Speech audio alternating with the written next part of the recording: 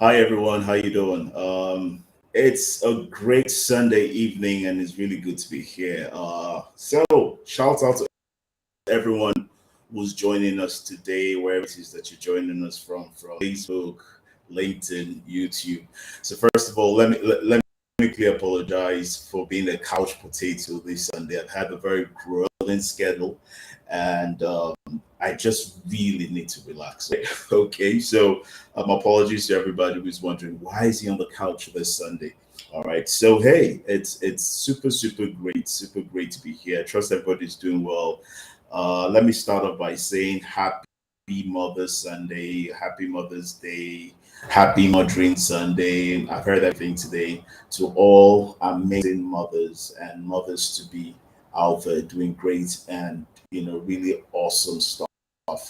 We celebrate you, we love on you, we adore you, we honor you, we respect you, we commit to protect you and be there for you, be strength to you and for you. All right, so celebrating all the women out there. It's still part of the International Women's Month, and it's the first of the Mother's Sundays or the Mother's Days that we'll have in the year 2022. So again, like I said, it's super great to be here. I want to give a big shout out to everybody who's done something big this week. And when you ask me, what does big mean? Big means just showing up to whatever it is that you were called to show up. Big means just daring to dream. Big means just going beyond daring to dream to doing something about your dream. Big means just being in process and doing something about advancing yourself. Big means taking a step towards doing something significant in every and any area of your life. All right, my special salutations go out to you. Regards to that, we had an amazing series thus far. Today marks the final day of the Transforming Narrative series, and what an amazing series we've had.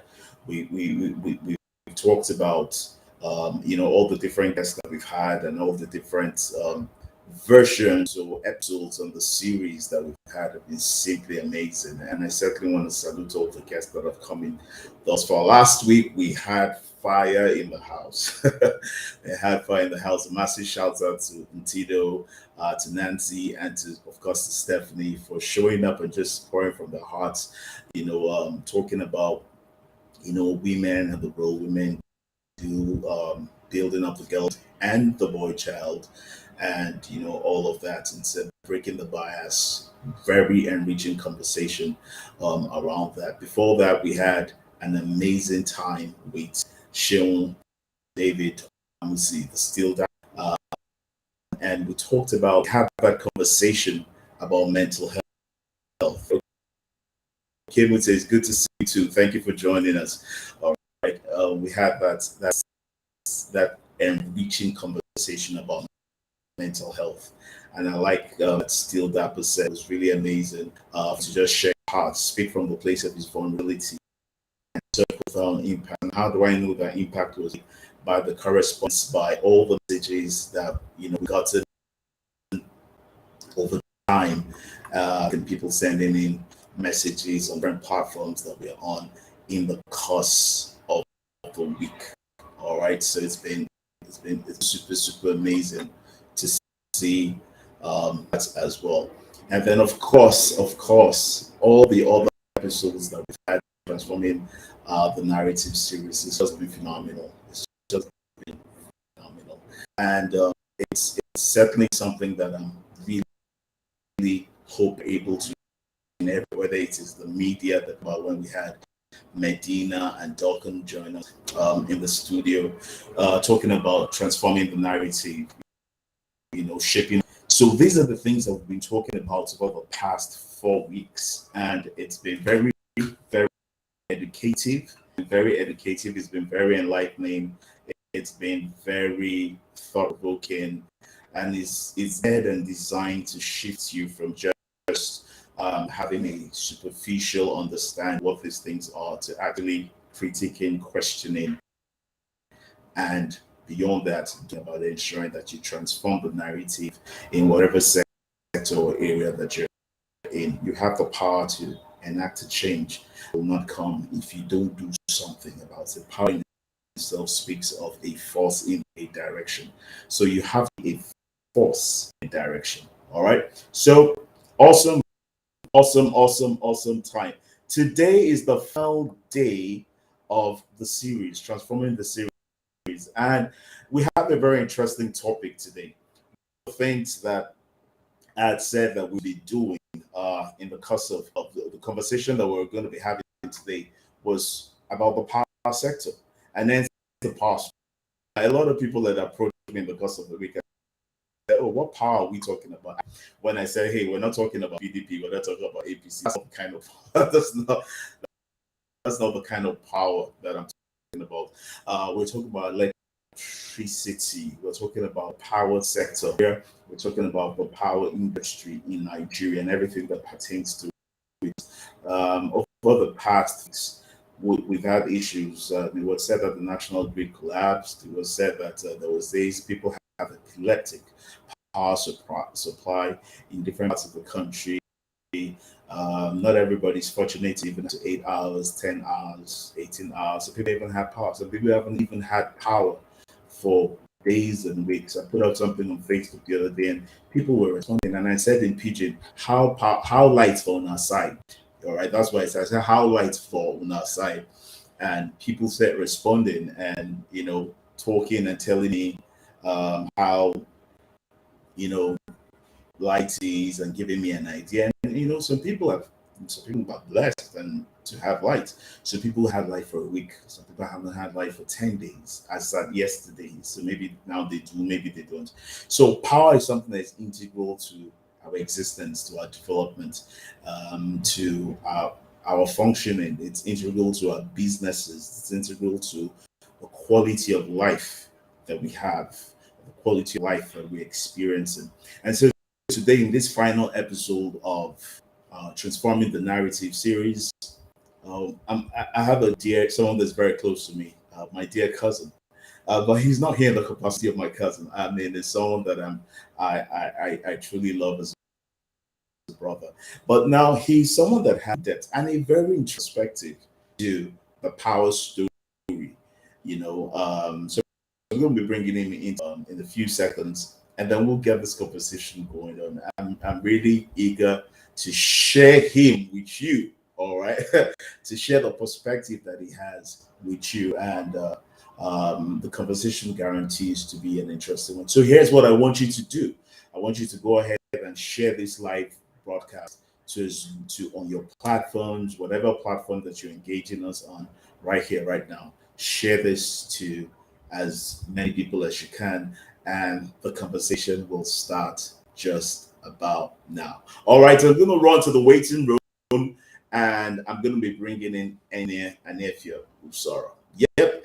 So let's get that so we can get this conversation going. All right, so ANIEFIOK right now. I've sent out for message and so when they can come into the studio. How you doing? I'm fine. Good evening. Good Hi, evening. how? Good evening. It's great to have you here, and it's your first time on the connect. So I'm truly excited to have you here. I know that a couple of our other cousins have reached out to me like, "Wow, this is going to be amazing." Usen sent me a message from Texas saying, "Wow, I mean, she's tuning in, and I'm sure she's watching this right now." And everybody just wants to say, "Okay, how's this conversation going to go?" First of all, it's great to have you. How have you been? I'm good. Thank you for having me. Awesome, awesome. So now, there's a culture that we have on Connect every last Sunday of the month, and I do believe that this is the last Sunday of the month. Every last Sunday of the month, we usually, as a last year, we ran an episode called "What Are You Thankful For?" But because we've had so many things, and we want to make Thanksgiving a culture. Okay, so somebody says good evening like this. Fun says, "Good evening, A." I can see this on my dashboard. I'm going to stop in a bit. It says, "Good evening, AU and AU." All right. I like that. So, yeah, Yeah, it's true. AU and AU. There's AU squared. All right, we should start something and call it AU squared. Amazing. Amazing. Thank you very much for joining us. Right, so there's something that we do on the Connect, and it's called What Are You Thankful For? And we try to make gratitude and thanksgiving a lifestyle rather than something that restricted to a day in a month or a day in a week. So as much as possible, we try to inculcate what are you thankful for into our existing series, even as we run them. And how do you get to be a part of this? It's just to answer a very, very simple question. ANIEFIOK, what are you thankful for? Okay, let me make it simple. I'm thankful for life because I think that's the foundation of everything. I'm thankful for God's blessings and especially for family, because at the end of the day, no matter how you run here and there, it's always great to know that you have people that love you, that you get back to, that you can call, you can talk to. So I'm thankful for life and I'm thankful for family. Let me keep it simple. Awesome. Awesome. Thankful for life, thankful for family. Guys, we'd like you to engage, sending your comments, sending your questions. We're talking about the power story today. I want to see engagement all across board. I can see engagements from LinkedIn on my dashboard. I can see engagements from Facebook. We know that we don't have comment sections on YouTube on this particular series, but we can also see people viewing on YouTube. All right. So now. And if let's get straight to it, the power story. I gave a bit of a background just before we started, and we were talking about power. And for as long as I can remember, the power situation in Nigeria. Look, I'm in my mid-40s, and so decades and how many years I have heard the power situation not in as it ought to be. It's going to get better. It's this. Can we continue with that? How do we continue? Power has always been an issue. We had a government that came in and said in 6 months they were going to fix power. We've had different programs that have been targeted at power. And one way or the other, yes, for some people, they can tell you that, oh, well, power supply has gotten better. For people, it is not the story. Now, I will believe that the ideal is that we make power as much as possible something that's ubiquitous. In other words, something that's able to everybody in any part of our country, Nigeria. So for Abraham and for introduction, tell us what your narrative, your perspective of the power sector in Nigeria, and then we'll take the conversation from it. I mean, the power story. What's ANIEFIOK's perspective of the power story in Nigeria? ANIEFIOK. Okay, well, let me start from the different stages that we've gone through. When we got into independence, we took over issues, we started running our power stations and all that. And then generation, of course, was supposed to grow as the population grew. Because the thing is that the more people you have, the higher the demand for power. And then we grew from about, say, 45 million in 1960 to over 200 million we are talking about now. But unfortunately, the generation has not grown accordingly. And that is where we have the challenge now. Basically, power is divided in the Nigerian situation. Power is divided into generation, transmission, and distribution. So part of the trouble has always been that what we produce is not what gets to the final bus stop, which is the distribution. So you can be producing as much as maybe 13 gigawatts, and then at the end of the day, you're having 3, 4, 5 gigawatts at the other end. So much losses, so much wastage. So before we even talk about generating enough, we still have the issues with transmission. We still have the issues with distribution. So there's so much wastage. It's just like agriculture. Imagine you go to your farm and you have a lorry load of tomatoes, for instance, and that lorry load of tomatoes was supposed to serve maybe 1,000 people. And then by the time you left the farm and got to the market, and from the market before it gets finally to the people's homes, rather than a lorry load, you have just like 50 baskets. And that 50 baskets is still supposed to serve 1,000 people. So at the end of the day, what does each person get? That is the situation with the power sector in Nigeria. So it's multifaceted. It's not just one-sided. It's not saying it's generation alone. It's not saying it's transmission alone, and it's not saying it's distribution alone. It has different angles. If I jump in, right? If I jump in, ANIEFIOK, what you're saying, therefore, is that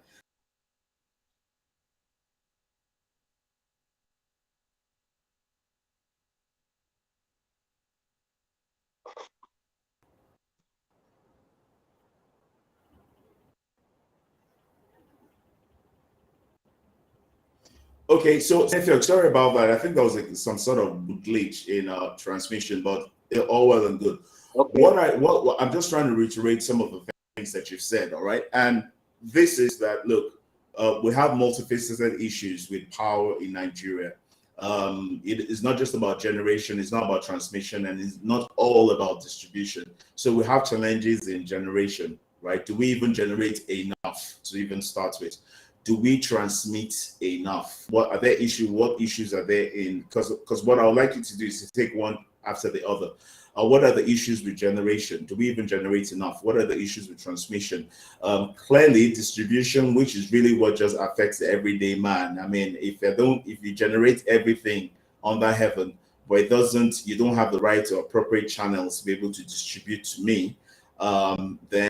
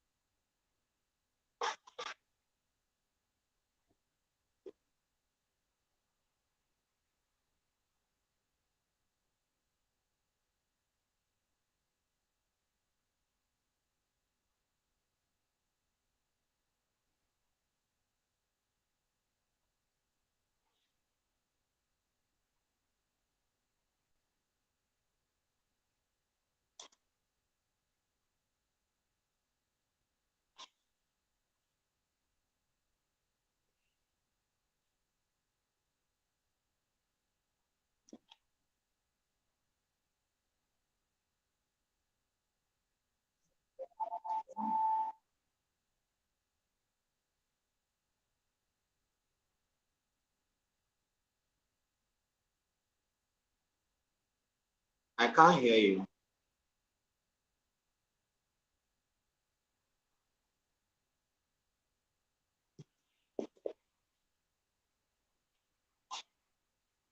Hello?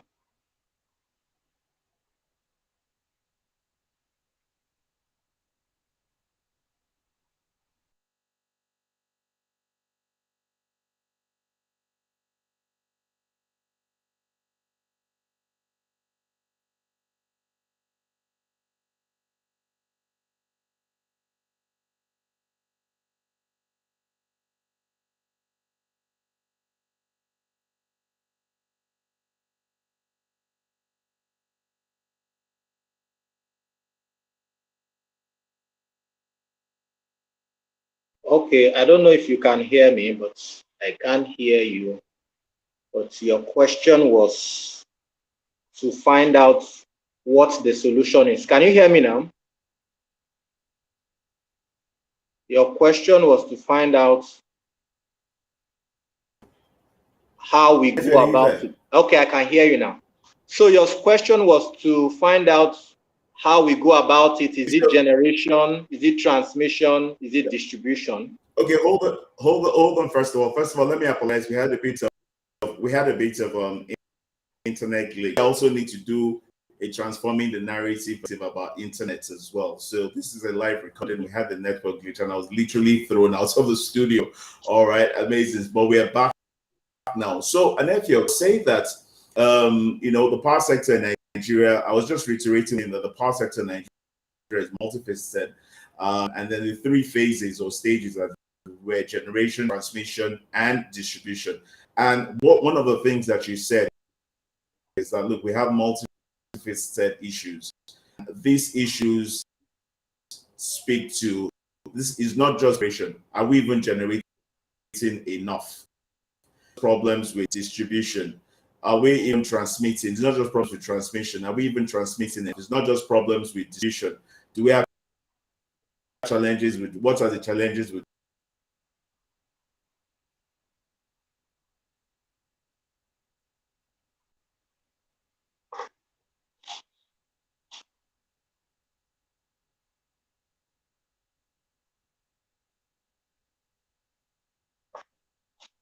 Okay.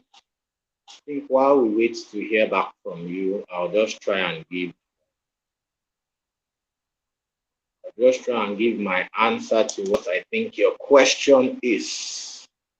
I don't know if you can hear me.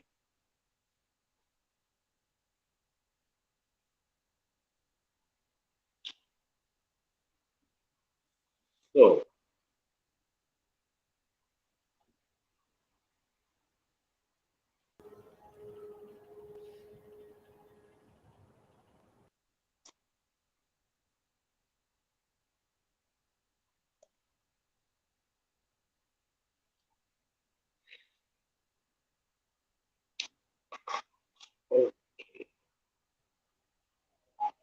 so as a response to your question, I would say we might just need to take a completely different approach. The usual approach has not worked, and it's time we decide to take a different approach. And that approach might involve changing from the normal generate somewhere in what do you call it, Port Harcourt, generate somewhere in one state, and then push whatever you have generated through long cables and different infrastructure, and then it finally lands somewhere, and from there it now moves to the different people. That is what we have presently. So that whole chain of activity introduces a lot of losses, a lot of challenges, because by the time you generate in the far north, or you generate here from the south, or you generate from the west, and you're passing it through cables that are as old as, I don't know, some as old as what do you call it, as old as 50, 60 years, and then it finally lands somewhere after going through all that. So there's so much losses. So we need to do things differently. And of course, I'm sure everybody is aware that everybody is also talking about green energy. Everybody is talking about the environment. Everybody is talking about how what we do Okay, are you there? Everybody's talking about how what we do affects our environment. So even the power sector has to play a role. The power sector has to play a role in providing clean energy. And that's why you hear so much about renewable energy. The renewable energy drive is doing things in a different way. And to me, that would bring us the results we are looking at. Take, for instance, now, rather than waiting for this power to come from wherever, you can decide to generate your own power. The most common source of energy we have now, or the most common source of renewable energy, because there are several, but the most common source of renewable energy we have now is solar energy. And the other day I was thinking about it and I said, well, it's possible that solar energy is that rampant because it has, how do I put it now, biblical backing. When God himself said in Genesis chapter 8, verse 22, that you always have summer and winter, you always have hot and cold, and you always have day and night. And what does the day mean? The day is simply when the sun is out. So when you talk of the sun would always come up.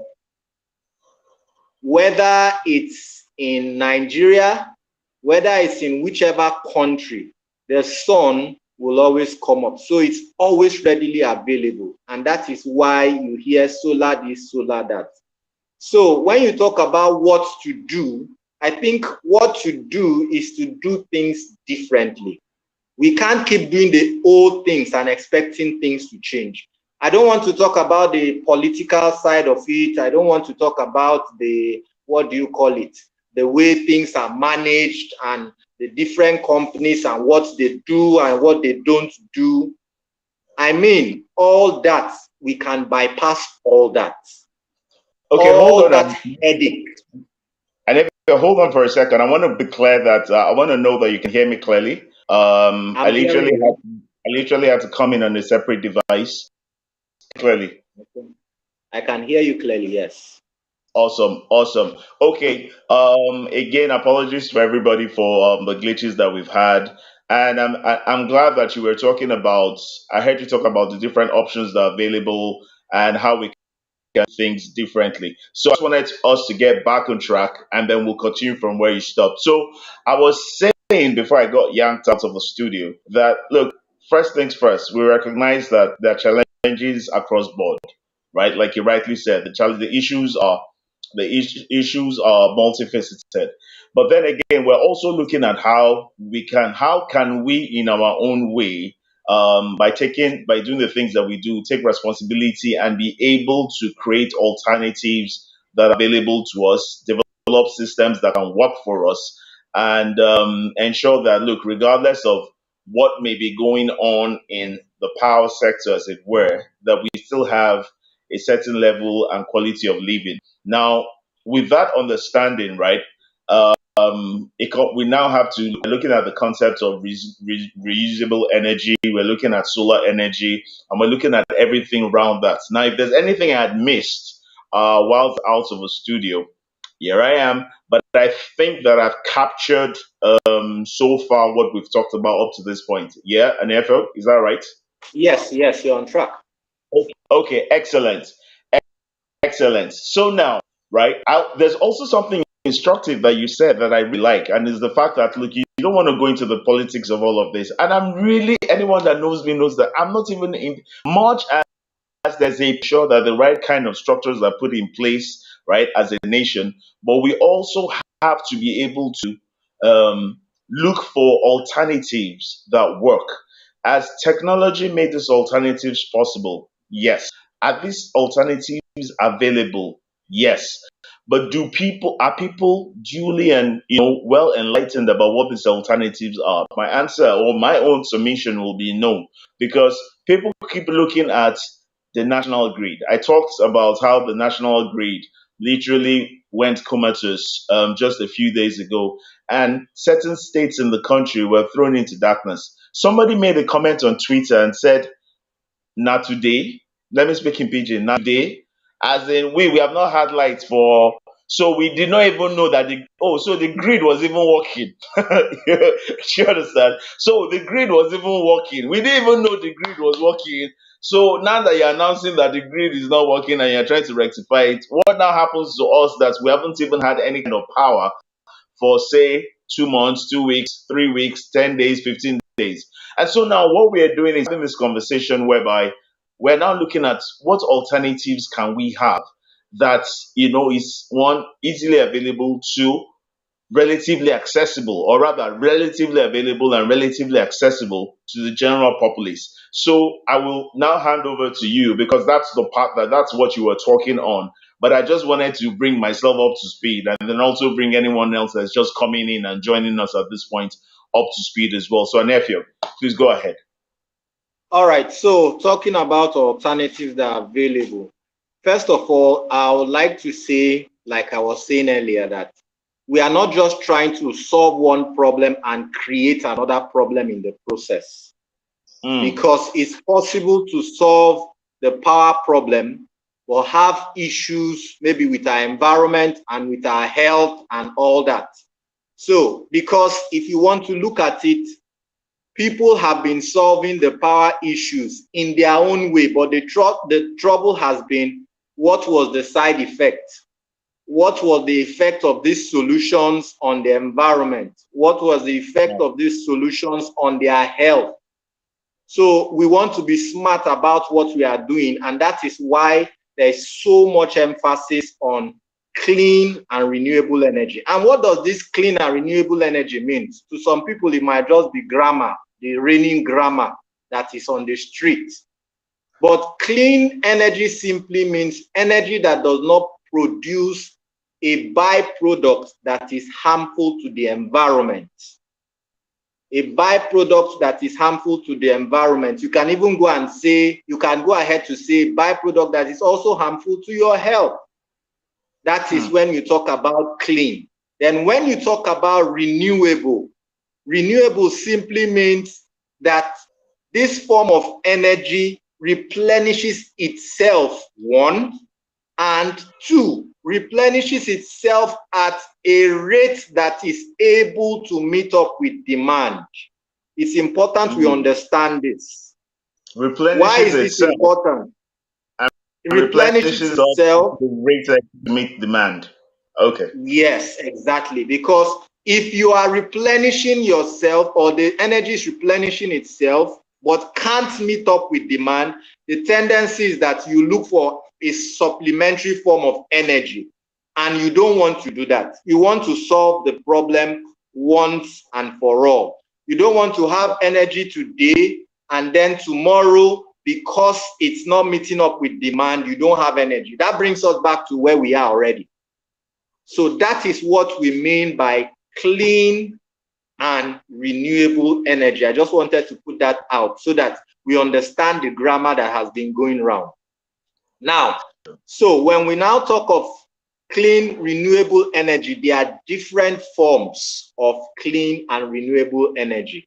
But then again, we have to make sure we are choosing the option that works best.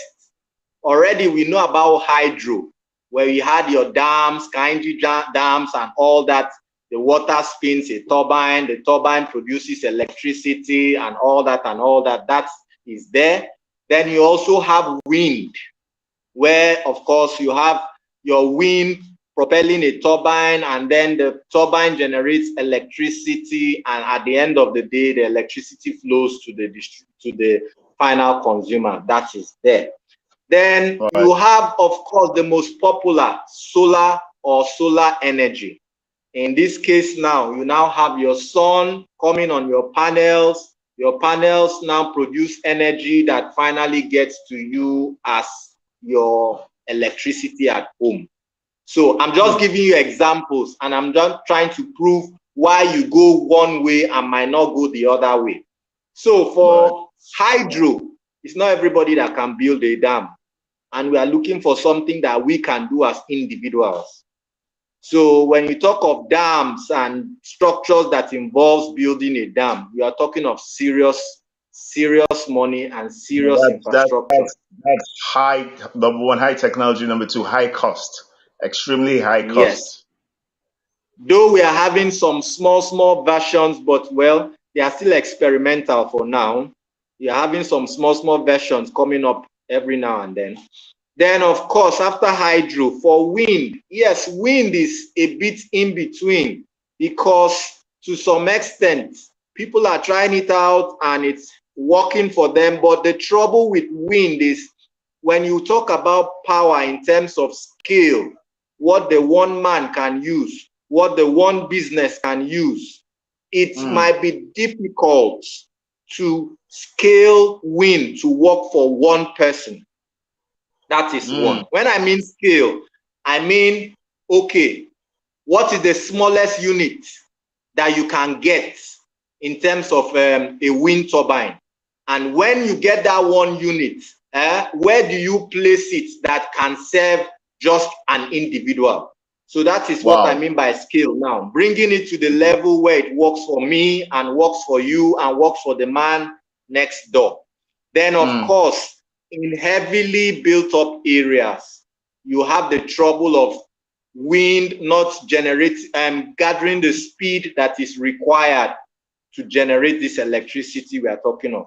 So let's say, for instance, in Lagos or in Port Harcourt or in all these heavily densely built up areas, you don't have that space that is open enough for these wind turbines to work effectively. I know some people put it on top of their buildings and all that, but even at that, that's why I said it's in between. They put the wind turbines on top of the roof and stuff. Yes. But it's obviously not commonplace Just, in Nigeria, for instance. It's not commonplace and all that. So that's for wind. So now that's why you now have solar now like the most popular, because solar just works perfectly. Solar is able, you are able to scale solar. I can use solar even as small as what do I use now? Okay, as small as what you have produced from my neighbor generator.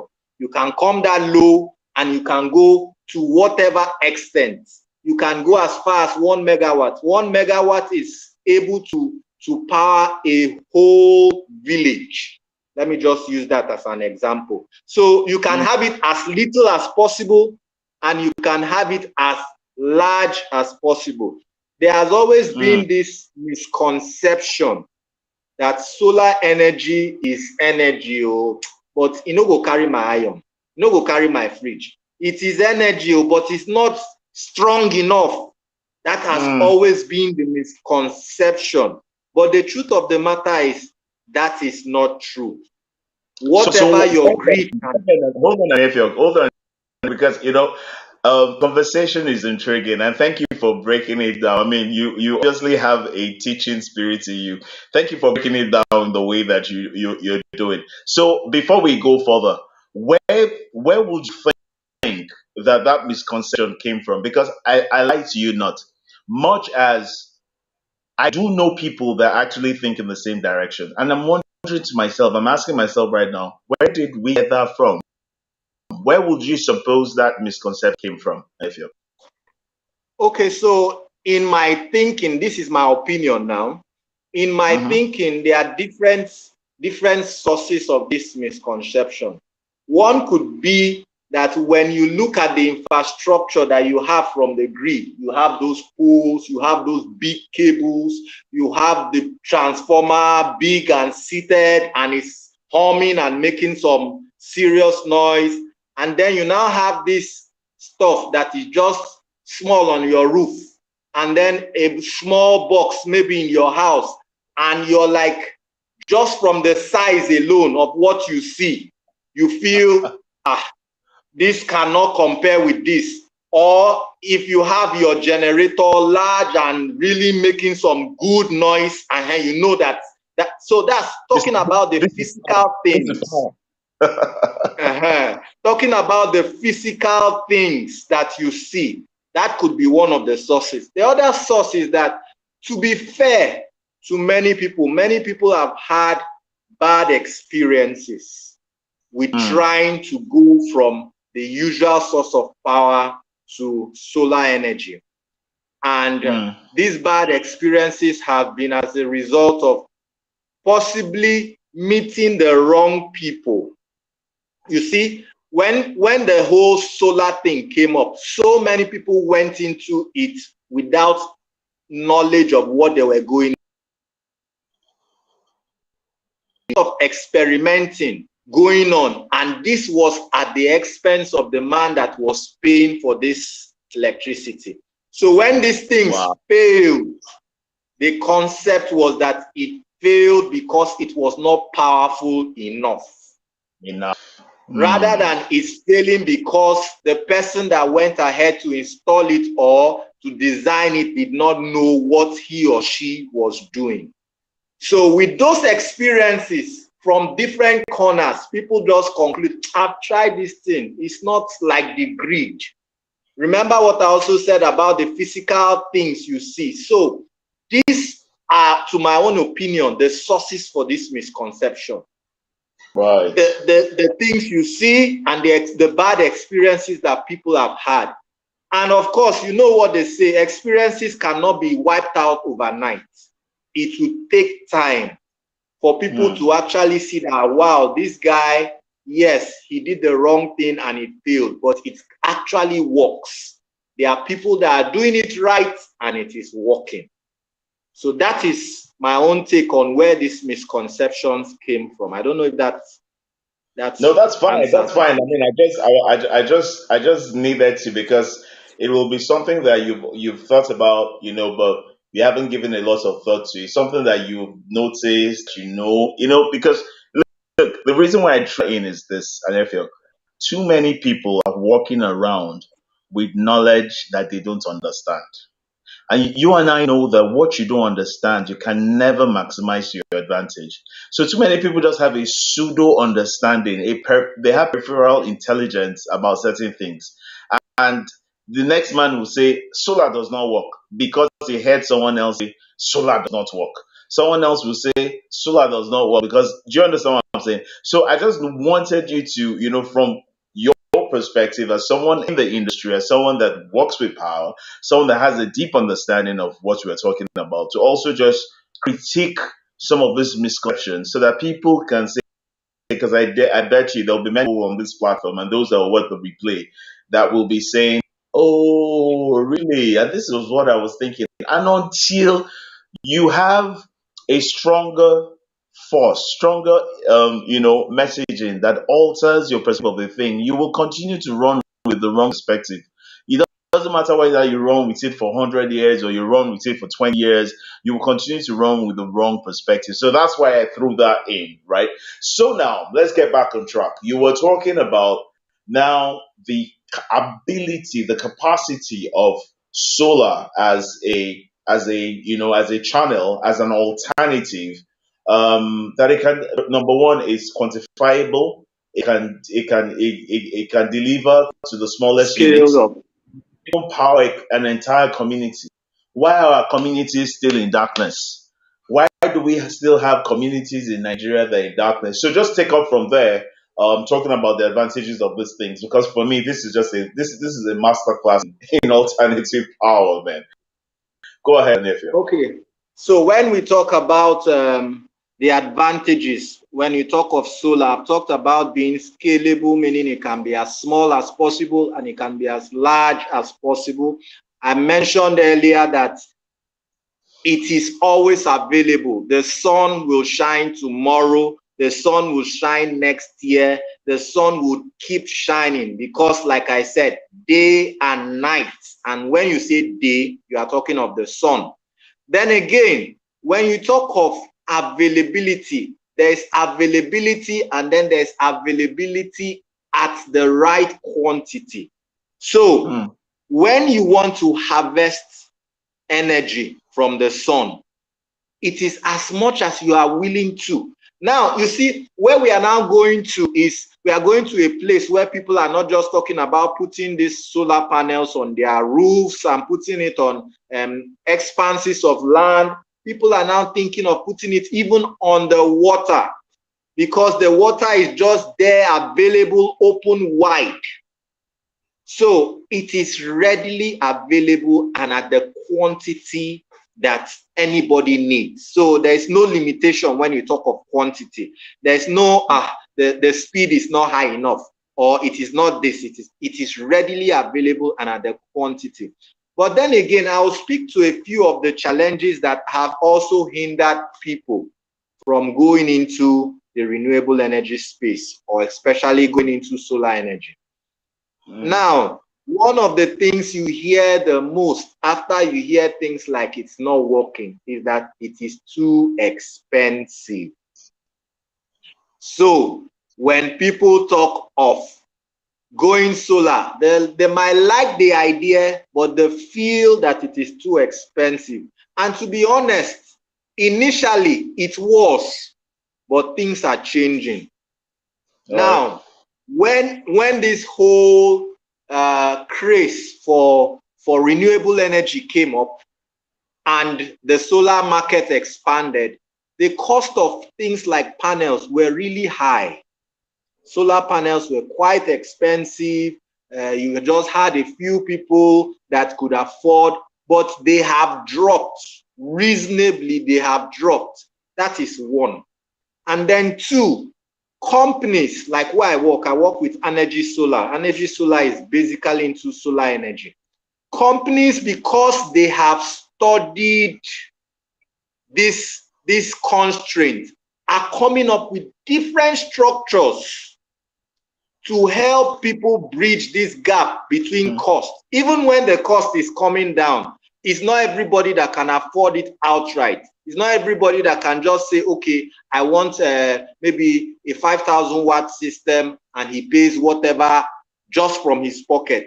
Some people want this thing, but they can't pay all at once. So there are different structures.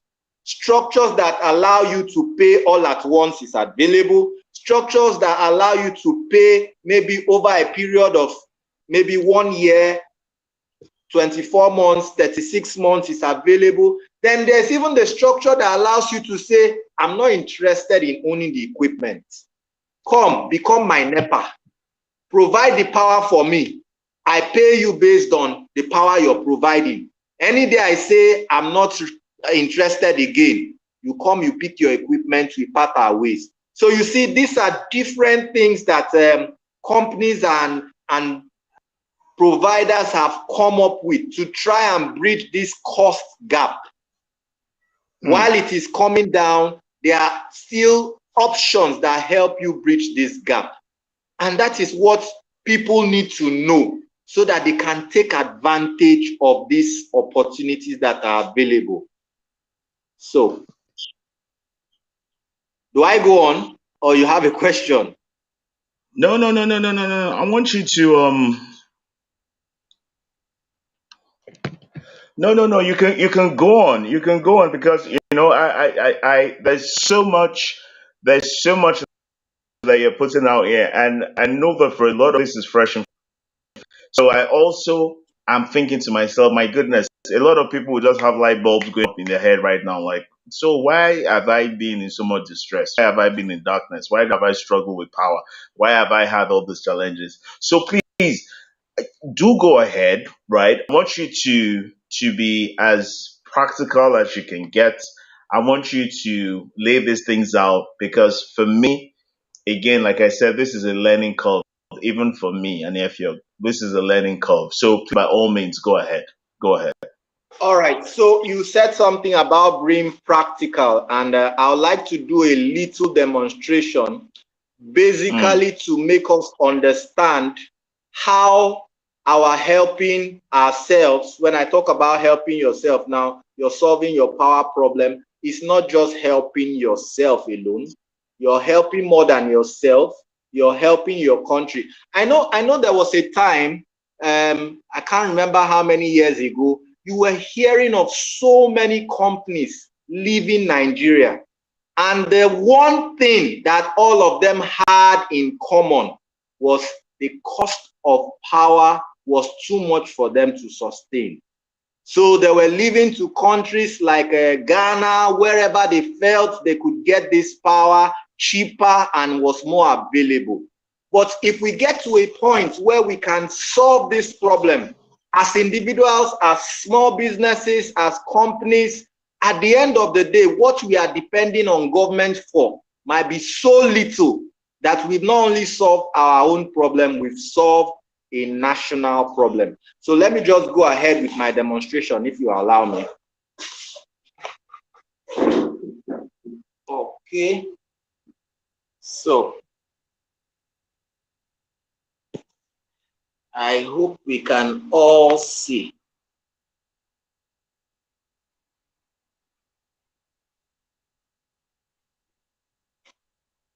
I don't know if we can see.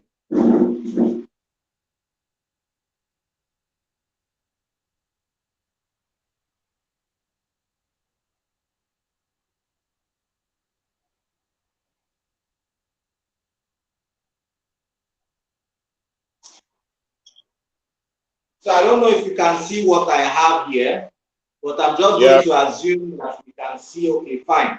So now we have our traditional NEPA or PHCN or whatever it's called in wherever you stay.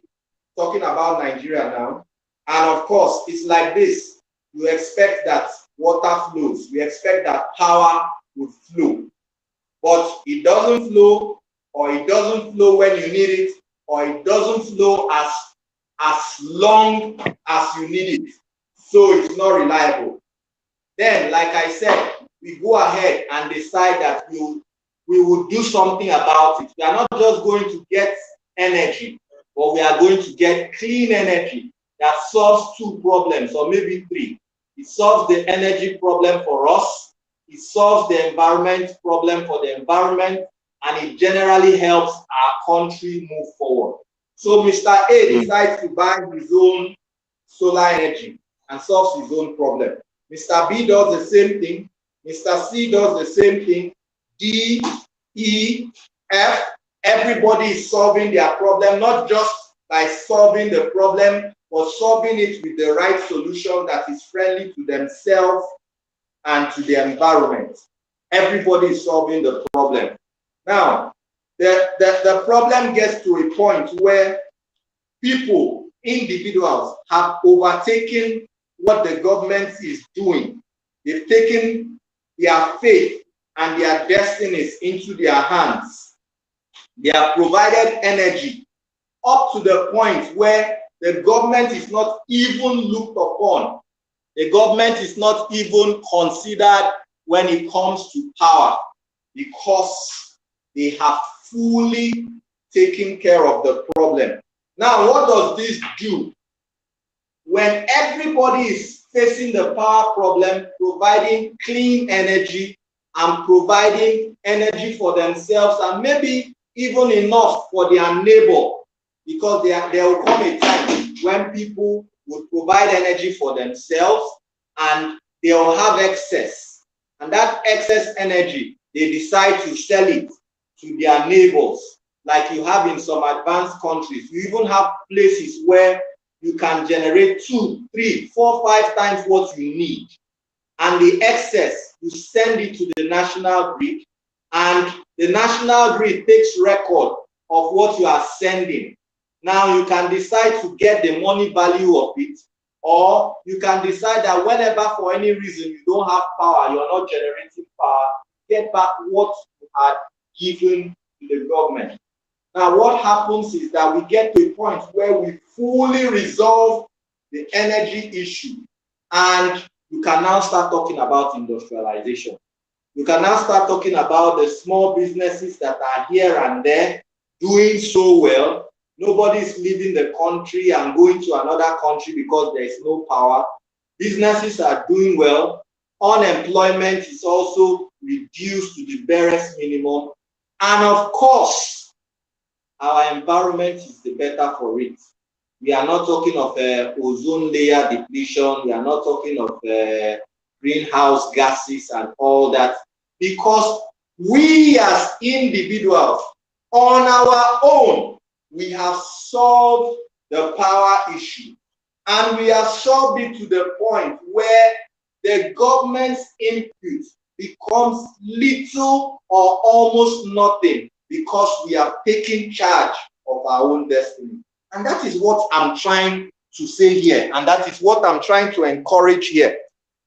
We should get to that point.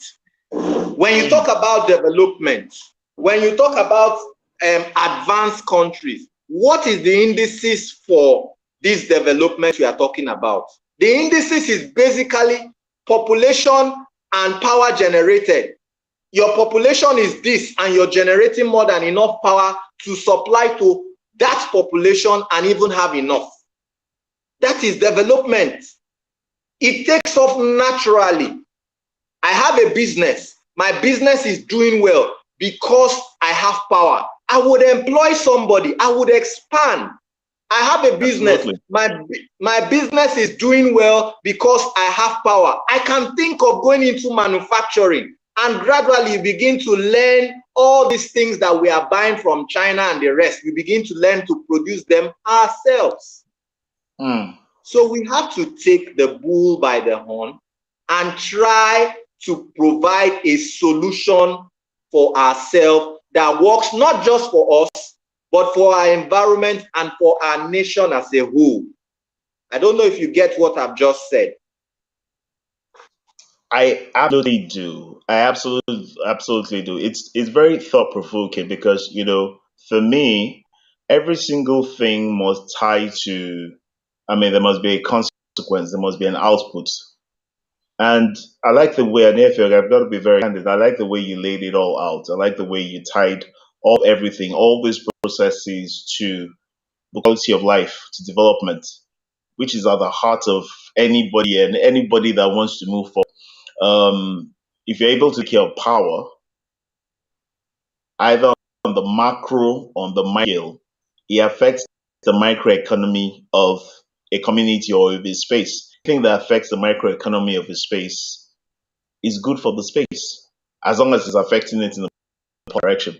It's good for the space. So obviously, power just goes beyond, because we've grown up with the notion, like you said, that this was some massive thing that was unsolvable, some massive thing that did not have sustainable alternatives, that didn't have cost-effective alternatives, that didn't have um, opportunities that people could explore. Because you have people right now that could, you're talking about access points to solar, for instance, and then you have people that are willing to be able to finance certain things. All right, you investors that can finance certain projects. They ensure that people have cost-effective access to power, because access is what is key. But before there is access, there must be a system that provides, that, in other words, that handles micro transmission for you to be able to distribute to yourself and everything else that concerns you and utilize. So beyond just having a conversation about power, I mean, this is literally a conversation about nation building. This is a conversation about growth and development. And that's what just has my heartbeat pumping right now. So for me, I will say that, look, ANIEFIOK, I think this is a message, and I'll say this to you. This is a message that has to go out there. There has to be more on the faces. People need to know, people need to hear more of this perspective that you have. I think that this is the future. I think this is because Africa has to be able to provide solutions for African problems. Exactly. Nigeria has to be able to provide solution for Nigerian problems. We have a unique power situation, not in the sense that you don't have power outages across the world, but we have dilapidated equipment. We have policies that are not even in support of optimal generation. You have, and I'll say it, you have vast corruption along the place to ensure that what is generated is even, there are even talks that, look, power that is generated, I say what I believe. I mean, I'm not afraid of anybody. Power generated in this country is rather sold outside of this country than made available for people to use. That's part of the problem why we are where we are in terms of micro development. Now, a lot of people and a lot of my friends in government don't like to hear me say that, but I've said it already. Come and beat me in my house. But I've said it. And so this is the thing. So you have issues in generation, you have issues in transmission, distribution. And so we've been fed a notion, and it's not entirely a lie, but it's just a perspective. We've been fed the perspective that, you know what, this issue is beyond our being able to propose solutions to it. But when we have diverse views and we have perspectives that question and critique situations that we've been in for years, I said at the beginning of the program, I'm close to half 20 years, and I'm telling you that I'm telling you that we've talked about this forever. And if we've talked about this forever, and that's because we've also been made to look at this as something that probably it's not in this duration it can be sorted out. And so no matter how much money is paid, about it from public product, no matter how much funding is pumped in, it doesn't matter. Well, you know what? It's always it's a gigantic problem, so it's what we have to deal with. But yet, the same way that you have small refineries in different states in the US that are delivering, the same way that things have been broken down, the world does not run on systems that are colossal anymore. The world runs on retailized channels and platforms. Anything that you cannot break down, you cannot function with. And so when I hear you say this, Anefio, when I hear you say this, I am hearing solution, solution, solution, solution. But beyond the solution, there must be a messaging of the solution.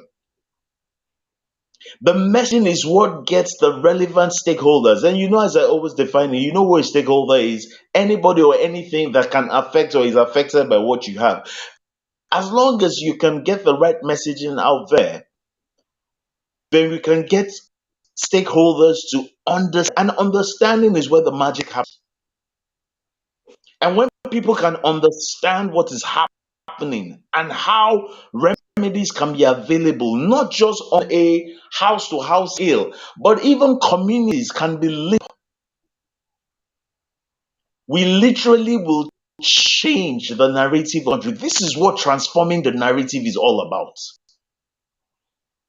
It's not about saying the old thing in a nicer way. It's about what we can do to literally change the story. How do you transform the narrative of the power sector? How do you the power story in Nigeria if we do not look at things just as you've proffered today? It's round about us, but we just, we've just taken away from it. We're just, our minds are just fixed on how colossal the problem has been presented to us, that we as a people came to a point where we stopped thinking solution and we're thinking of management. Let's just manage this situation. So, Nephew, this is something that has to go out there.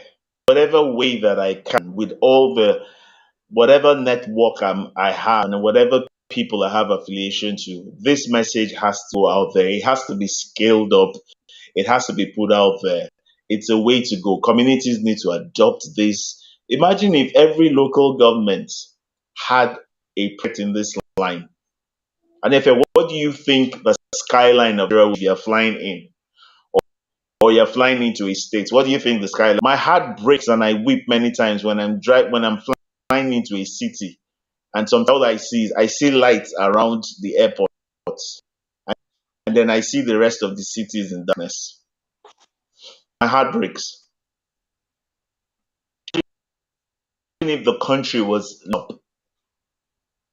This is what transforming the narrative is about. This is what the power story should be. This is what it should sound like.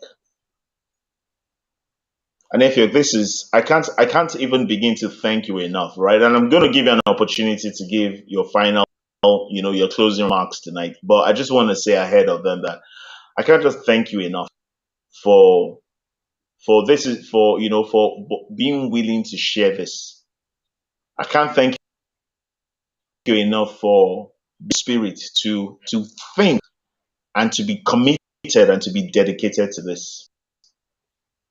This this alone is the trajectory of our development story in Nigeria. And we'll be like you. We're committed to finding solutions. So how about everybody everywhere in whatever sector that you're in, you begin to seek for solutions in that sector. This is what was in my heart when I birthed the Transforming this Narrative series. How can we do this differently? The health sector, manufacturing, great work happening in ICT, the banking sector, insurance, maritime, aviation. Think about education. Think about it. I'm so stirred up, Anifia. And if I'm going to give you a chance to give your closing remarks. We've gone way over one. I'm going to give you a chance to give me your closing remarks. A few minutes from now, actually, your closing remarks, and then I'll bring this episode, this fantastic learning episode. And then if you're this, we're going to do this over again on different platforms. Trust me, over and over again on different platforms. So your closing remarks. Okay, for closing remarks, I would like to say that there is actually hope. You know, when you talk about power, so many have given up. There is hope and there are solutions. Now, for about 10 years, I worked in a hospital, not just a hospital, a teaching hospital. So I know what it means to need power and to need power desperately. You see, when people talk about power, some people just think of it as something to make me comfortable at home.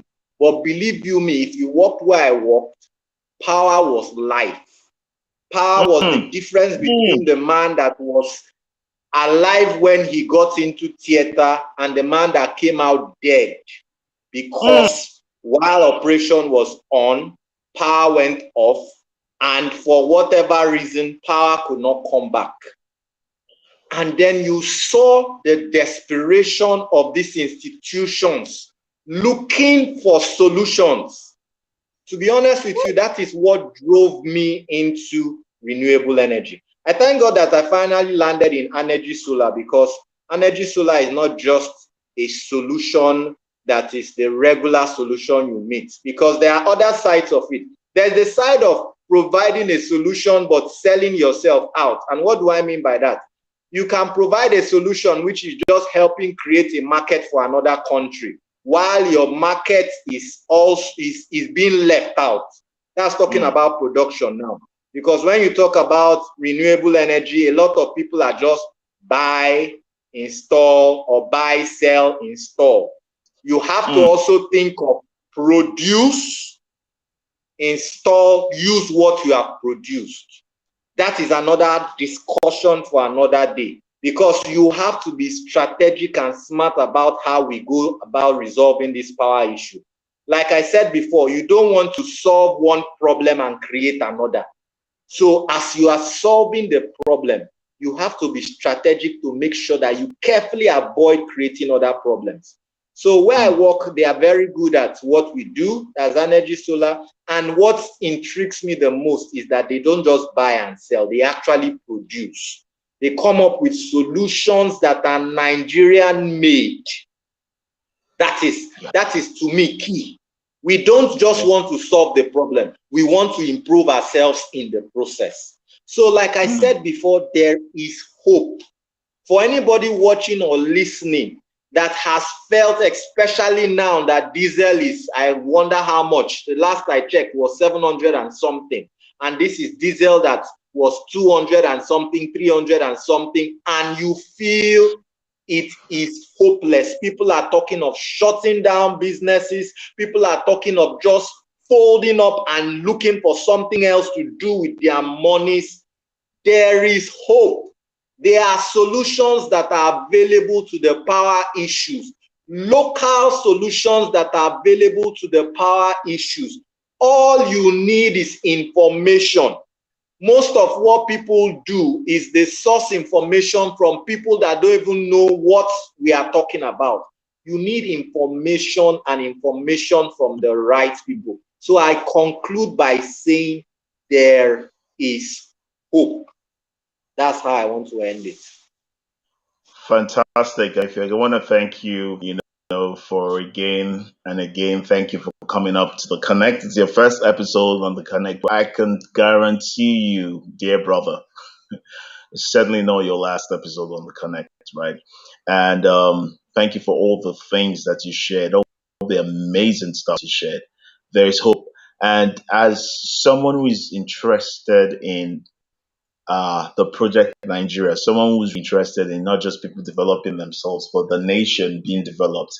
It's music to my ears to understand the biggest challenge perhaps to entry in Nigeria and to businesses in Nigeria has a solution, or there's knocking on the door, there's available, there's accessible, is nothing but good. This is the gospel. This is the gospel is good news, and what you brought forth today, Anefio, is nothing short of gospel. All right, and I just want to say, well done.